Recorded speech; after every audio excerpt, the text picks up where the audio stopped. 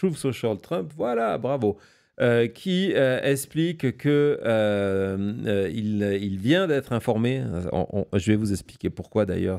Je viens juste d'être informé que le Canada, qui est un pays extrêmement difficile, etc., etc., va mettre sur pied une taxe. On va parler de évidemment de cette taxe-là, et que du coup, hein, et on termine par la phrase « Merci pour votre attention sur ce problème dont je viens de parler ». Donc, que basé sur tout ça, Araby, donc il prend la décision immédiate de terminer, de mettre fin à toutes les discussions commerciales qui ont lieu avec le Canada de manière donc immédiate, effective immediately, et que d'ici dans les 7 prochains jours, oui, évidemment, syndrome du taco, dans les 7 prochains jours, il informera le Canada de quels seront les nouveaux frais douaniers qu'ils auront à payer, qu'il va prendre ses décisions de manière unilatérale. Qu'est-ce que ça donne en langage trumpien hors Truth Social? C'est évidemment le recyclage d'une expression, on va voir, que nous avions déjà entendu dans d'autres circonstances au sein du bureau ovale. On va écouter Donald Trump. Vas-y, Thomas. Ouais, c'est ça là.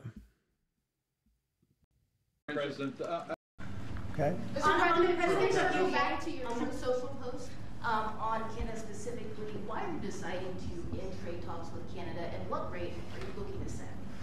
So Canada put a charge on some of our companies, and Canada's been a very difficult country to deal with over the years. We hear Canada, we have a great relationship with the people of Canada, but it's been very difficult, and they put a charge, and they were a little bit early, we found out about it. So, and we have all the cards. We have every single one. We don't want to do anything bad, but they have, economically, we have such power over Canada. I'd rather not use it, but they did something with our tech companies today trying to copy Europe. They copied Europe. It's not going to work out well for Europe either, and it's not going to work out well for Canada. They were foolish to do it. And so I said, we're going to stop all negotiations with Canada right now until they straighten out their act. Okay? Is there anything Canada can do to change your mind about this situation? Well, no, they put a tax on companies that were American companies that they shouldn't, a very severe tax. And I guess they could remove it. They will, but it doesn't matter to me. We have all the cards. We do a lot of business with Canada, but relatively little. They do most of their businesses with us. And when you have that circumstance, you treat people better. They've had farmers that are getting like 300, 400, 200% in tariffs. Nobody's ever seen anything like it. We have cases, you don't read this and the people don't report, but they charge us 400% on some dairy products. 400%. Nobody writes that. It's not fair to our farmers, and we've got to protect our farmers. Donc, Cody, toi qui es toujours à la pointe de l'actualité, il y a quelque chose qui t'a... Effectivement, il y a une formule là, non?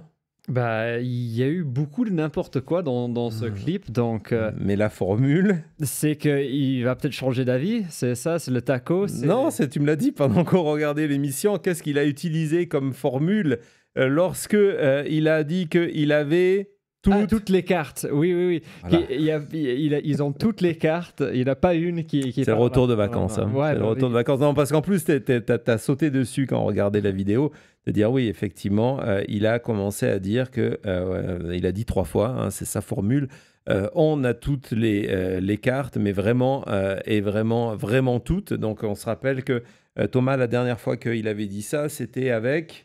Le président Zelensky. Exactement, en parlant de Zelensky, de Troisième Guerre mondiale et de la situation ukrainienne. Donc, Donald Trump on va regarder les explications de cette taxe. Il fait référence à cette taxe qui est, et on va revenir sur la chronologie. Donc, une taxe sur les services numériques. Je vais vous expliquer tout ça. Actuellement, les géants américains comme Amazon, Google, Meta, etc., vous le savez, ne paient pas d'impôts dans les pays où ils font rentrer des millions de dollars, dans nos pays, des centaines de millions de dollars, en expliquant qu'en fait, ils n'ont pas une présence matérielle, ils ne sont pas dans le pays, on achète leurs produits de manière immatérielle, et donc, des chansons, des films, tout ce que vous pouvez imaginer de digital, tous les services auxquels vous êtes abonné, et donc de dire, on ne doit pas payer d'impôts dans ces pays-là. Et donc, le Canada, on verra, ce n'est pas le seul pays à décider, je pense qu'on a un deuxième avec les chiffres précisément, a décidé de rentrer dans cette discussion-là. Non, ce n'était pas celle-là qui s'appelle taxe. Voilà, juste à côté, voilà. Là, a décidé qu'à partir du 30 juin, ce paiement d'une taxe, et donc avec les effets rétroactifs sur les dernières 3 années, ce qui représente 2 milliards de dollars qui devront être versés par les entreprises américaines concernées. C'est vraiment dans le cadre de ce paiement, c'est un vrai problème de société. Vous avez des compagnies qui sont souvent installées soit dans des paradis fiscaux, soit ici aux États-Unis protégées par Donald Trump, qui vont faire de véritables affaires dans nos pays, mais qui ne participent pas à la santé économique de la nation, dans lequel ils prennent des dizaines et des centaines de millions, parce qu'ils ne vendent pas de produits matériels, ils vendent des services.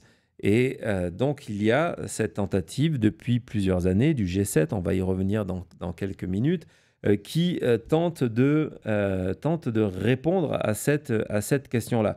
Et donc la loi canadienne, soyons clairs, elle ne concerne pas des petits acteurs. Il y a un niveau de revenus que vous devez exercer. Il y a un pourcentage de 3% sur ce revenu-là.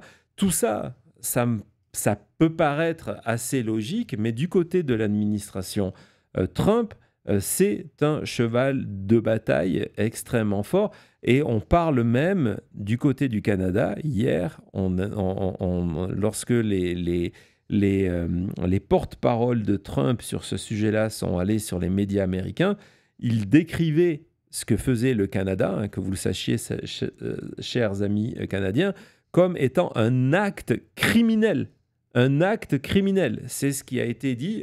On écoute ça tout de suite.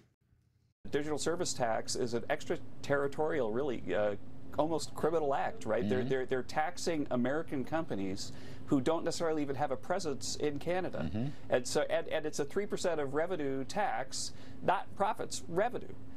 And so it just doesn't make sense that they could do that. The only reason it doesn't violate our tax treaty with Canada is they're claiming it's not an income tax. It's a revenue tax. I mean, can you imagine how preposterous this is? That is preposterous. And we spoke, but anyway, the point is they're going to have to. Voilà, donc c'est un acte criminel, donc anti-américain, anti-patriotique.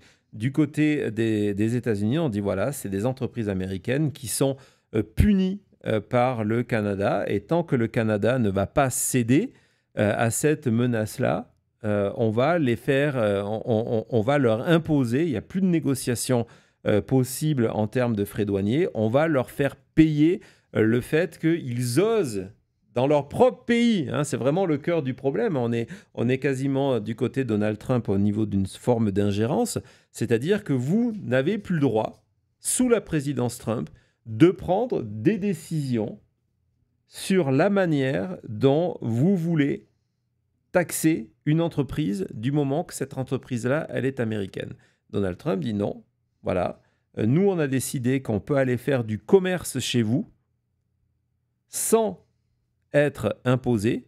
Si vous voulez aller contre cette décision-là, à partir de ce moment-là, on va vous punir. C'est vraiment ce qui est en train de se dérouler et qui est vraiment au cœur de ce face-à-face avec le Canada, qui annonce un face-à-face à venir avec l'Europe. Il a dit d'ailleurs, parce qu'en Europe, vous le savez, il y a les mêmes dispositions, les pourcentages et les détails ne sont pas forcément les mêmes, mais il y a une installation progressive des mêmes dispositions. Donc demain, ça va être la France qui va être visée en disant non, mais si vous osez demander de l'argent à Disney+, à ce que Disney+, à ce que Apple, à ce que Meta, à ce que tous ces groupes qui ont soutenu Donald Trump, c'est extrêmement important, qui ont soutenu Donald Trump, résultat, les États-Unis vont vous punir globalement.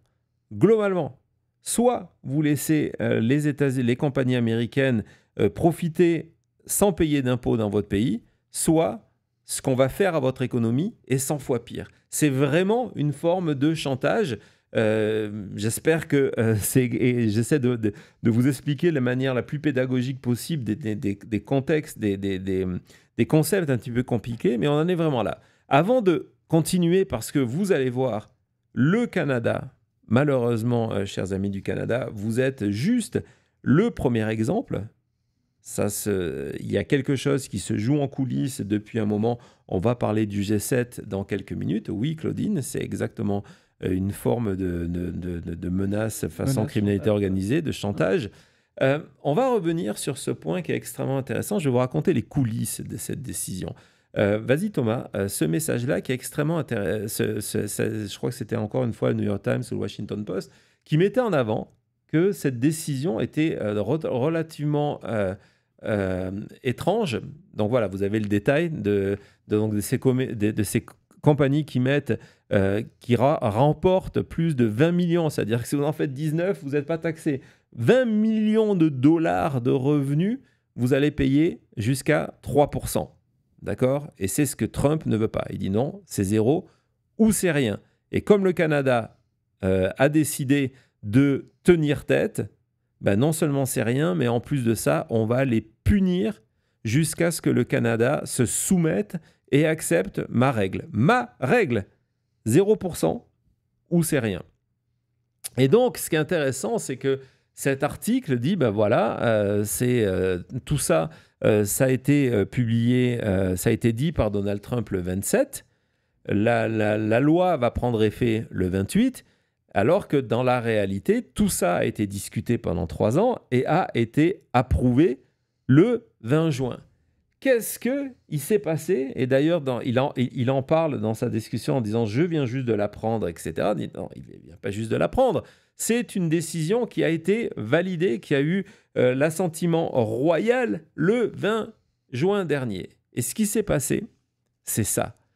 Aux États-Unis, il y a, vous le savez, il y a énormément, pareil en Europe, énormément de groupes de lobby. Et il y a un groupe de lobby qui s'appelle le CCIA. Je pense qu'on a la présentation du lobby. Thomas, d'abord, avant de rentrer dans le détail, lobby présentation, voilà, ça arrive. Merci. Et donc, le CCIA, c'est un groupe qui a été créé en 1972 et qui rassemble les intérêts, qui représentent les intérêts de tout ce qui est industrie de l'électronique aux États-Unis. Donc, que vous soyez IBM, que vous soyez Apple, que vous soyez Windows, vous cotisez à ce groupe pour lui permettre de faire son lobby. On va voir où ils sont installés. Ils ont 2 bureaux aux États-Unis. Ils sont installés à Washington. On va voir la carte. Ils sont installés à Washington. C'est lobby 4, je pense, Thomas. Ils sont installés à Washington et à New York. Ils sont installés en Angleterre. Et évidemment, ils sont installés à Bruxelles parce qu'ils ont compris que c'est là que ça se joue. Toutes ces lois ces dernières années, ces décisions qui viennent demander à ces groupes de payer leur dû fiscal, c'est ce groupe-là, depuis les États-Unis et grâce à leur antenne en Europe, qui lutte contre ça. Et le 27, c'est pour ça que Donald Trump a pris le 27, ils ont décidé, en pleine panique, de se dire, non, regardez, il y a ces paiements qui vont arriver à partir de lundi, et donc on souhaite que les États-Unis débute, que le Congrès, que le pouvoir de l'administration, the US Administration, débute des enquêtes pour empêcher ça. Et c'est ce pouvoir de lobby qui représente donc la Big Tech aujourd'hui. On va voir le communiqué de presse. Donc ça, c'est une partie, le président de ce groupe de lobby qui dit que voilà, c'est un scandale ce qui est en train de se passer. Nous, on est pour la liberté. On ne doit pas payer cette taxe en plus.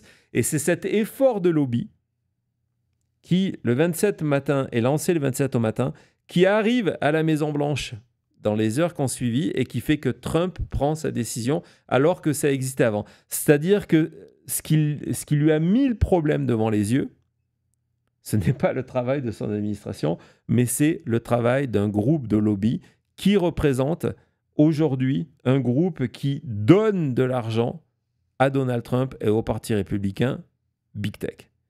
Ça, c'est un aspect du problème.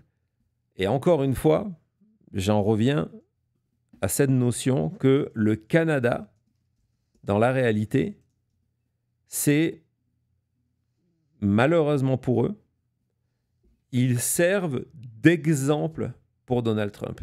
Que dans la réalité, au-delà du Canada, et il est persuadé, et vous avez entendu tous les procès, toute la déclaration tout à l'heure de cet élu qui expliquait que c'était un acte criminel, du côté républicain, on est convaincu que le Canada va se soumettre. Pourquoi on est convaincu que le Canada va se soumettre? Parce qu'il y a quelques semaines, c'est exactement ce qui vient de se passer au niveau du G7. Je vous raconte ça dans quelques minutes.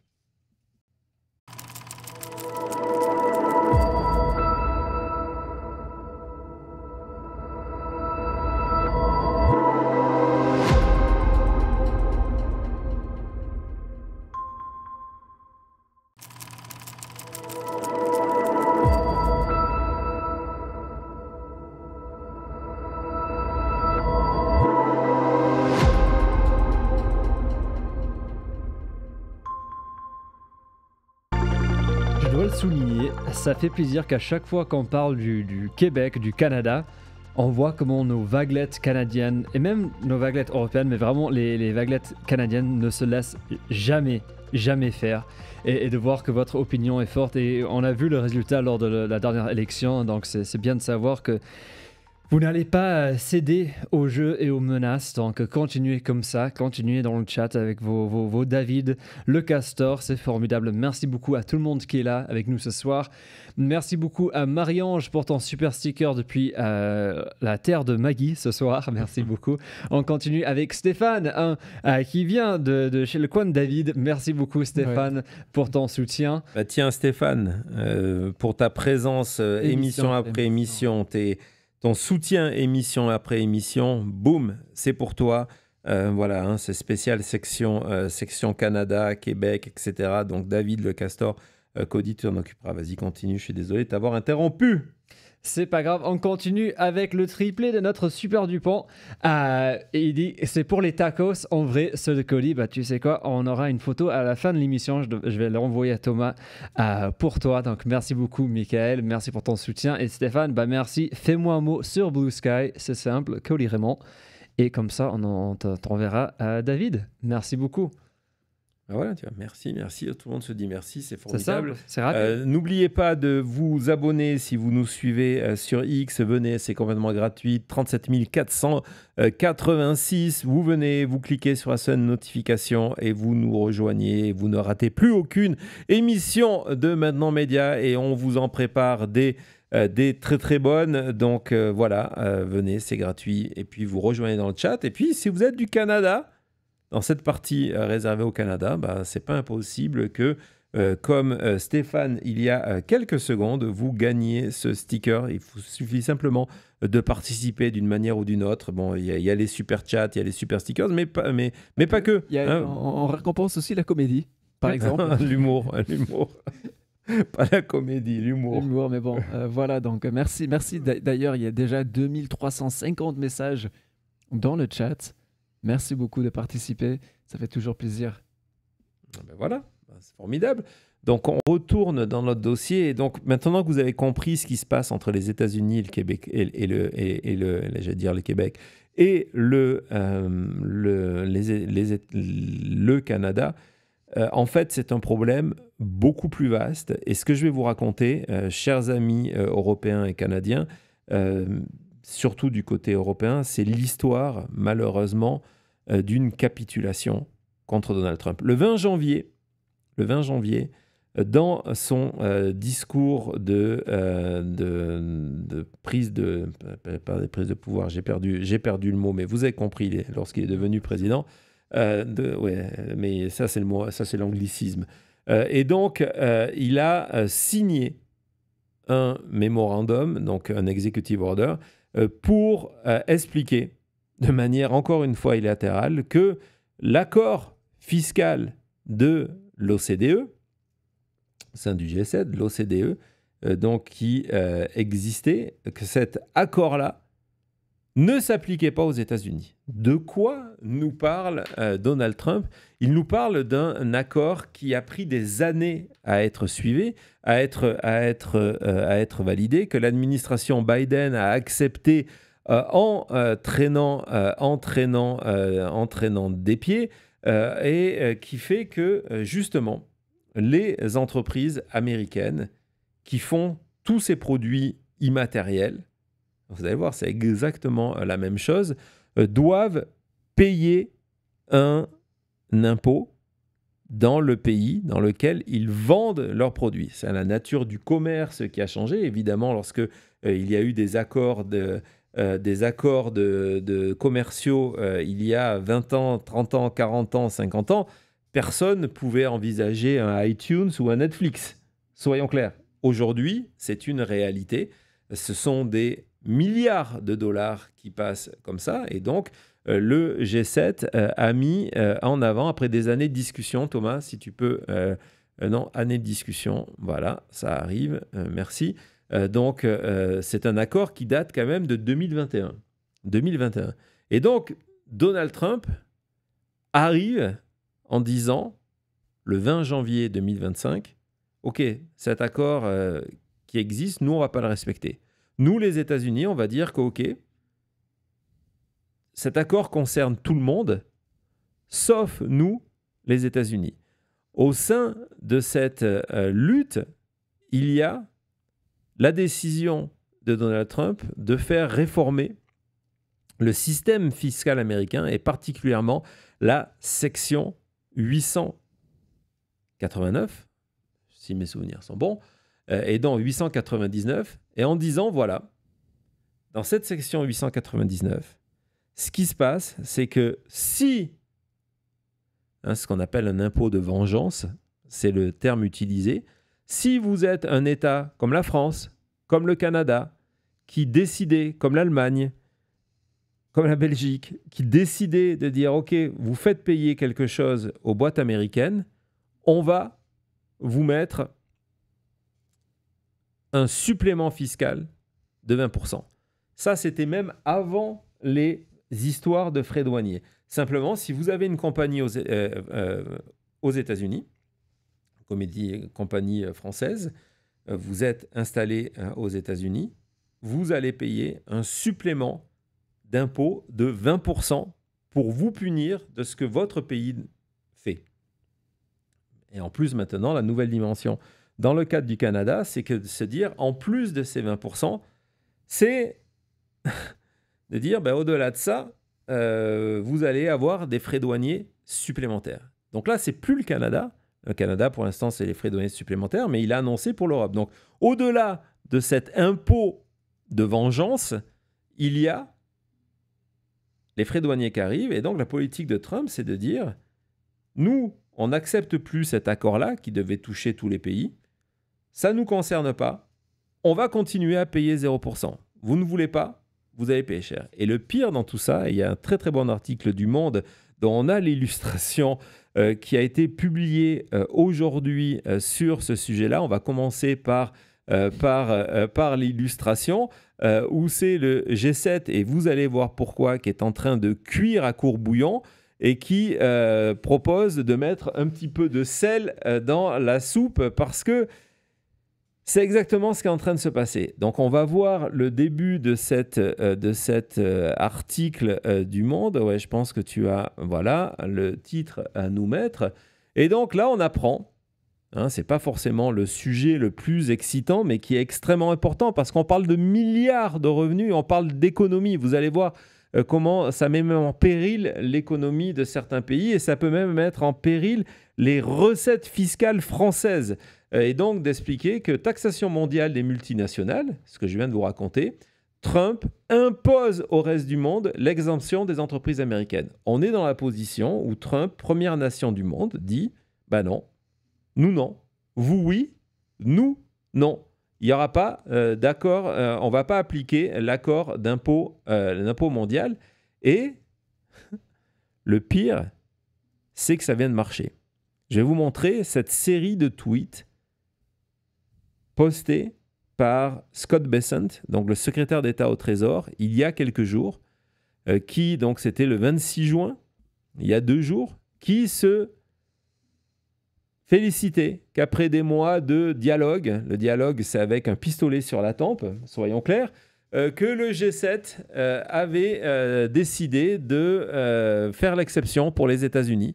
Voilà, c'est fait.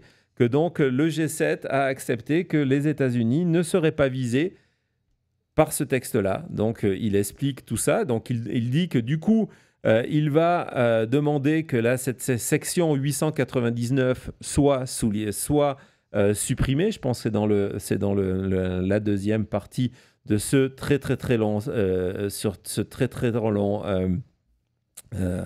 tweet. Il explique que du coup, pour les entreprises américaines, c'est 100 milliards de plus qui va rester dans leur poche. Donc, c'est 100 milliards de moins pour les recettes fiscales canadiennes, françaises, etc., etc. Et donc, en disant, voilà, on a réussi, du point de vue américain, c'est une victoire totale. C'est une victoire totale. La menace a fonctionné. La menace a fonctionné. On va voir ce que nous raconte Le Monde à ce sujet-là, de cette menace qui a complètement fonctionné. Donc, c'est le fait que donc, il n'y a plus 140 pays, accord de 140 pays. C'est quand la dernière fois que 140 pays se sont mis d'accord, c'est pour ça. Mais pas nous les États-Unis, pas moi Donald Trump. Et le pire dans tout ça, c'est qu'on pourrait lire les propos de Bessent en disant ah, mais ça veut dire que du coup, l'accord n'existe plus. Non. L'accord continue à exister. Ce que Donald Trump a obtenu, c'est l'exemption que pour les États-Unis. Ça veut dire que tous les autres pays continuent à être redevables de cette nouvelle règle. Ça veut dire que si vous êtes une entreprise américaine, canadienne, qui fait de l'argent immatériel dans des pays autres que chez vous, y compris aux États-Unis, vous vous soumettez à la taxe.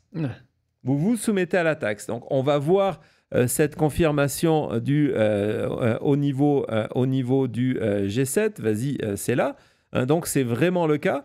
Donc, le reste, écoutez ça, le reste du G7 pénalise désormais ses propres entreprises. Les États-Unis, non, mais vous continuez. Et pourquoi on continue? Et c'est ça ce qui est le plus fou, complètement fou d'ailleurs, mais ils ont accepté ça, les G7, parce que ça a été, et c'est là que la raison, ça a été tellement compliqué à arriver à cet accord qu'ils se disent, OK, on n'y arrivera plus après, donc là, on va faire comme ça, on va payer. Les États-Unis vont rien faire pendant la présidence Trump. Et l'espoir, c'est que le président d'après dira, comme quand Biden est arrivé et lorsque, par exemple, Trump avait décidé que les États-Unis ne faisaient plus partie des accords de Paris, Biden est arrivé en disant non, on revient dans les accords de Paris. Et donc là, le risque, ils se disent, si on arrête cette procédure, on ne pourra plus jamais la mettre en place. Ça a été des années de discussion.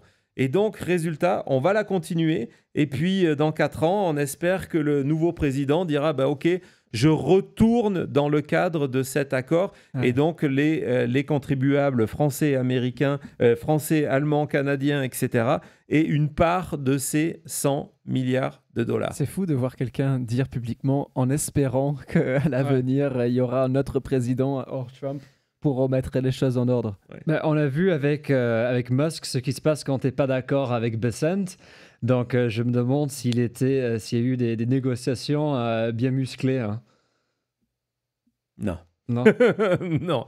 Et en plus, on avait raconté que c'était n'importe quoi, cette histoire de... Mais bon, t'étais pas là. Je sais pas. Mais bon, en tout cas, c'est pas grave, je te brieferai après, c'est pas gênant. Thomas, je pense que c'était dans l'article, dans ce même dossier, Menace à fonctionner. Je pense qu'il y avait une ligne sur ce qui va se passer en France. Est-ce que c'est celui-là? Non, c'est pas celui-ci. Donc, je vous parlais de taxe de vengeance. Vas-y, fais-moi voir les autres. Non, vas-y. Continue. Non. C'est peut-être... Mais bon, en tout cas, voilà. Vous avez compris l'idée. L'illustration, du coup, on peut la revoir. Elle est complètement sensée. Oui. Elle est complètement sensée. Donc, voilà où nous en sommes. Donc, quelque part, ce qui se joue au Canada, c'est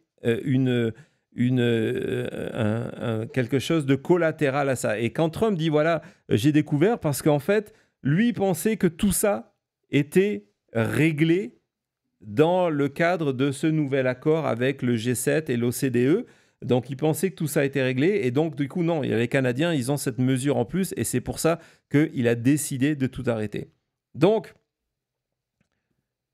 c'est le moment aussi de se dire, vu qu'on est en train de parler de nos amis, les castors, de David, etc., de réillustrer le succès des campagnes de boycott que les citoyens, les vaguelettes québécoises, les vaguelettes canadiennes, où que vous soyez, dans quelques provinces que vous soyez, mènent actuellement, et les effets sur les États-Unis, donc à la fois les vaguelettes, à la fois nos David et Castor, et à la fois les politiques gouvernementales. Hein, lorsque Trump dit c'est extrêmement difficile à négocier avec le Canada, ça veut dire quoi? Ça veut dire que le Canada résiste. On va voir ça tout de suite après.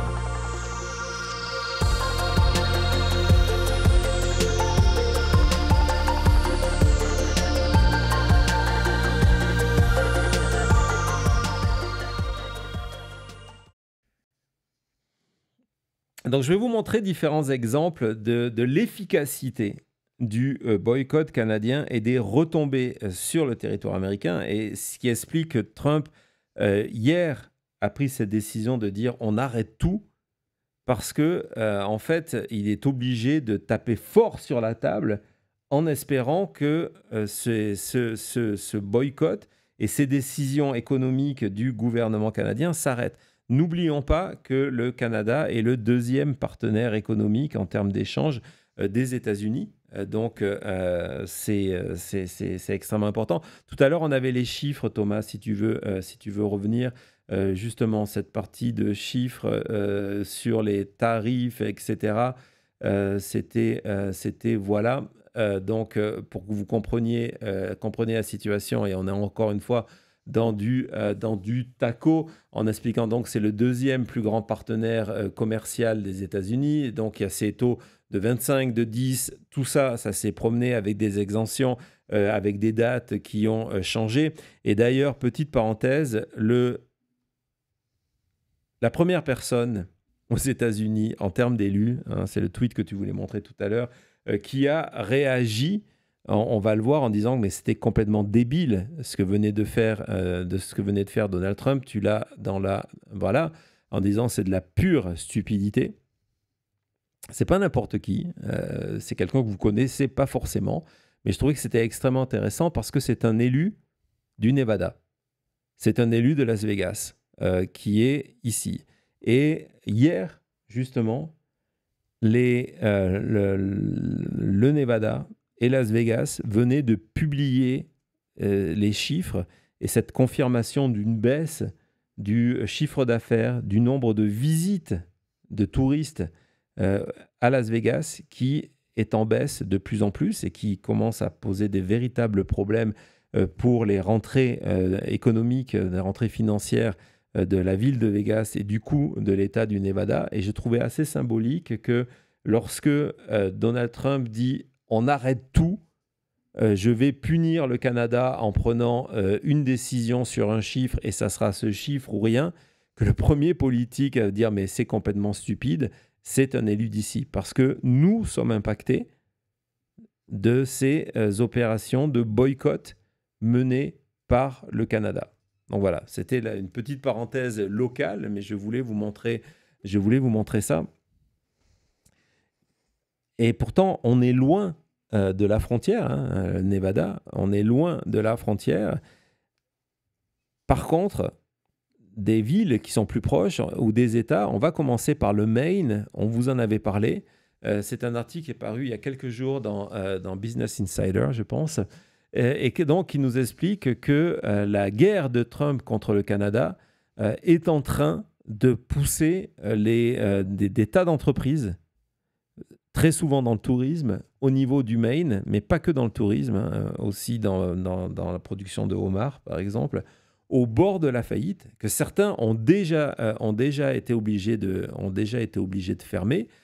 Donc, on va voir ça lorsqu'on prend les chiffres pour vous montrer l'impact des Canadiens, l'impact de votre boycott, comment ce sont des décisions qui sont extrêmement importantes, parce que vous imaginez que cette souffrance économique, après, elle va être remontée à l'élu républicain qui est en tête de l'État, qui va la remonter, tout ça, ça remonte jusqu'à la présidence. Donc c'est extrêmement important. Et c'est pour ça que Trump, dans sa décision hier, il y a ce sentiment où moi je me dis, le gars, il est désespéré.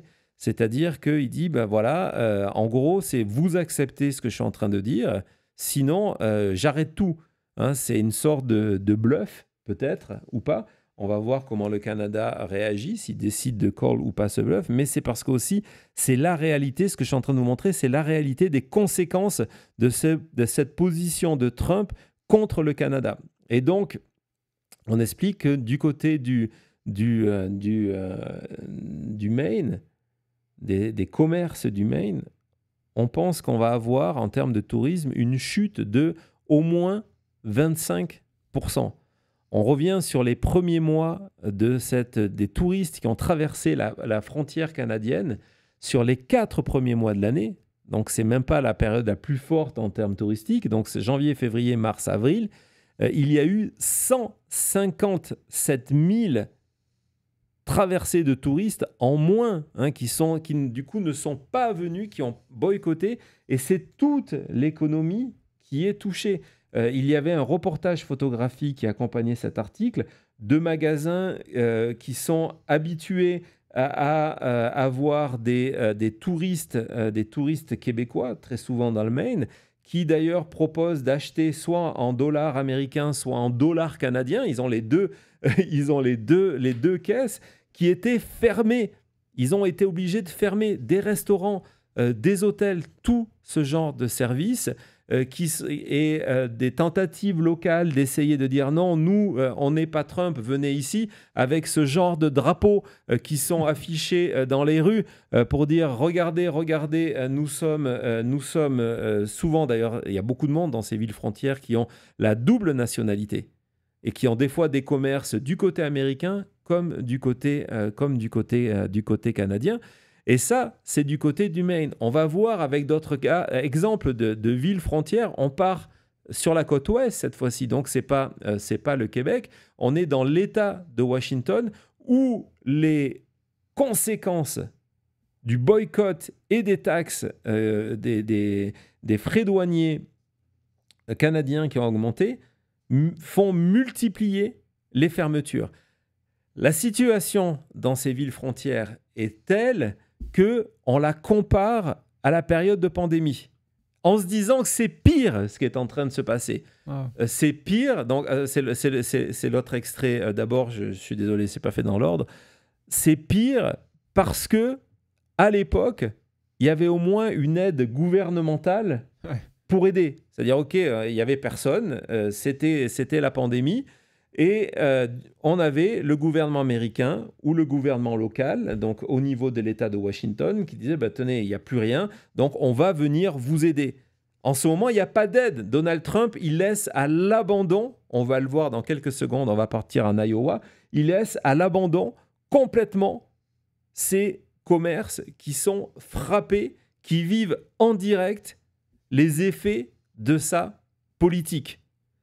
Et donc, vous avez, je trouvais que c'était un exemple complètement fou, je ne sais pas ce que tu en penses, Thomas, de se dire, on est dans une situation économique dans l'État de Washington, dans ces villes frontières, qui est pire que la période de la pandémie à cause du boycott des Canadiens. Et n'oubliez pas tout ça avec un pays allié, historique, depuis toujours, qui est juste là. Et on avait vu, il y a quelques mois maintenant, je crois, on avait vu ce reportage vidéo où il y avait déjà des soucis dans le Maine, énormes aux côtés de Maine, d'une famille qui avait ce bed and breakfast qui était vraiment en majorité normalement pris par des Canadiens et qui déjà avait vraiment des énormes soucis par rapport à son année. Et tu as raison de le dire, encore une fois, ça fait que 5 mois que Trump est président. On n'a pas encore eu toutes ces périodes de vacances qui sont passées. Là. Il y en a encore beaucoup à venir aussi. Si on est déjà là à parler à comparer ça à Covid, c'est terrible. Et oui, tu as raison aussi de dire, en plus, il y a ce côté-là où c'est un sujet qu'on ne peut pas aborder à la Maison-Blanche, qui est ignoré à 100%, et les rares fois où il y a des questions sont posées à ce sujet, la réponse c'est « Ah non, le tourisme est booming, tout va très bien ». Oui, je crois qu'on avait vu dans l'hôtel, c'était 90% de ces réservations ont été annulées, 90%. Et aussi, dans la première statistique que tu nous as montrée, c'était les 4 premiers mois qui incluent le mois de janvier. Pour rappel, Trump a pris le pouvoir que le 20 janvier et n'avait pas encore commencé vraiment son attaque contre le Canada. Donc, c'est aussi... C'est presque si on voyait juste sur les 3 mois l'effet de Trump, parce que le mois de janvier, il est dur à compter en disant que c'est un vrai effet de la politique de Trump pour montrer que vraiment c'est hyper dangereux et on voit le résultat aux États-Unis. Il y a Phil dans le chat qui disait qu'il était venu à Vegas en avril et qui remarquait que c'était beaucoup plus vide que d'habitude. Nous, quand on descend sur le strip, on le remarque aussi. Et c'est inquiétant de voir que tous les prix augmentent, mais il y a de moins en moins de personnes sur le strip. Et on n'est pas la seule ville touristique aux États-Unis, mais c'est une ville qui compte. Il vit du tourisme. Sans le tourisme, il n'y a rien à Vegas, c'est juste un trou dans le désert. Non, exactement. Donc le tourisme, tu fais bien de le souligner, c'est évidemment est impacté, mais pas que. On va partir du côté de l'Iowa. On va regarder de la télévision régionale qui va nous raconter comment. Au niveau de l'Iowa, où on produit du bourbon, qui est vraiment un produit américain, on est au bord de la crise de nerfs parce que le bourbon, on n'arrive plus à le vendre au Canada. Il est boycotté, il est surtaxé. Et résultat, vous allez voir ce que ça veut dire en chiffres pour la communauté qui essaye de s'organiser par rapport à ça, mais tant que à la Maison-Blanche, on continuera à punir le Canada, que le gouvernement canadien répondra en mettant également des frais douaniers et que le public canadien continuera à boycotter, ce sont ces gens-là qui sont des électeurs. L'Iowa, Cody, pendant qu'on va regarder la vidéo, va nous rechercher les chiffres de Donald Trump. Donc ce sont des électeurs de Donald Trump qui sont impactés au quotidien par ces décisions-là de nos amis des David Le Castor du Canada. Vas-y Thomas. Farm group that wants more free trade says President Donald Trump's tariff actions are costing Iowa farmers millions of dollars. KCRG TV9's Rebecca Vaughn brings us the numbers and shares how some area businesses are responding. Cedar Ridge Distillery in Swisher has been around for about 20 years. Its flagship product, bourbon. Bourbon's dead in the water in Canada right now. Jeff Quint, the CEO of Cedar Ridge, says the tariffs are costing him, even though a small portion of his sales are from out of the country. When trade disputes arise, bourbon is kind of collateral damage in the negotiations, because the best way to hit the U.S. back on a retaliatory tariff is to find things that are solely U.S. based, and bourbon is one of those things. We make a variety of wines and spirits. Quint was one of the speakers at Tuesday's Tariff Town Hall put on by Farmers for Free Trade. Now, that group is a nonprofit that supports more free trade policies. It released a new study comparing April 2024 to April 2025, showing a 304% increase in what importers paid in tariffs. So that's adding $68 million of cost to Iowa consumers that they didn't face in 2024. And two members of this panel say they're making changes to better prepare for the future of tariff changes. They both have sort of taken a pause in looking at possibly new business opportunities because of the tariff uncertainty. Voilà, donc c'était le 17 juin et c'était pas au pire de cette crise. Et donc tout ce groupe-là, tous ces gens qui parlent, ce sont des gens qui ont soutenu l'élection de Donald Trump. Ils expliquent que désormais le bourbon américain est dead in the water, donc il est mort, c'est mort, on n'en vend plus du côté du Canada. Et puis il y a ces chiffres de comparaison d'avril à avril où les frais douaniers sur le bourbon ont augmenté de 304% en un an, ce qui coûte désormais aux producteurs de bourbon de l'Iowa, qui n'ont pas eu les moyens de faire face à tout ça, 68 millions de dollars. Hein, lorsqu'on vous parle du boycott, ben voilà, vous avez un effet concret de ce boycott. Ouais, Cody, donc, tu as les chiffres de donc, Trump a gagné l'État avec 56%, dont plus de 220 000 voix de plus. Et c'était un État où Kennedy était toujours éligible. Donc, Kennedy a pris quand même 13 000 voix qui seraient sûrement allées à Trump pour faire un écart encore plus large. Parce que Kamala a à peine fait 40... elle n'a même pas fait 43% dans l'État. Je pense que c'est un des États qui doit être dans le top 5, voire le top 3 des États qui ont le plus voté en pourcentage pour Donald Trump. Et donc, c'est un État aujourd'hui qui est puni pour ça. Et le problème, c'est ce qu'on vient de vous dire, c'est que Donald Trump ne dit pas « Ok, on va partir à la guerre contre le Canada ». Il pourrait dire ça. On va partir à la guerre contre le Canada, mais je vais m'occuper de vous. Je vais être certain que vous ayez les moyens de résister, de vivre, de survivre pendant cette période-là. Que ça soit dans le Maine, que ça soit dans l'Iowa, que ça soit dans le Kentucky, Cody me rappelait, avec également le Bourbon, que ça soit dans l'État de Washington, ben, ces personnes sont désormais livrées à eux-mêmes et n'ont plus les moyens d'investir, n'ont plus les moyens d'exercer leur activité et sont obligés de fermer leurs portes. Et c'est peut-être ça qui, en bout de course, forcera la main à Donald Trump, parce que ce sont principalement sa base électorale qui est touchée dans des États qui lui sont fidèles. Et donc, vos opérations de boycott, chers amis du Québec qui sont là, mais aussi, je ne sais pas, on a des fois de l'Alberta, etc., etc. C'est ce que vous faites, elbows up, c'est tout ce que vous faites lorsque vous allez acheter des frites au ketchup, lorsque vous allez acheter tel ou tel produit qui permet de mettre cette véritable pression sur Donald Trump. Bravo à vous et continuez. À tout de suite.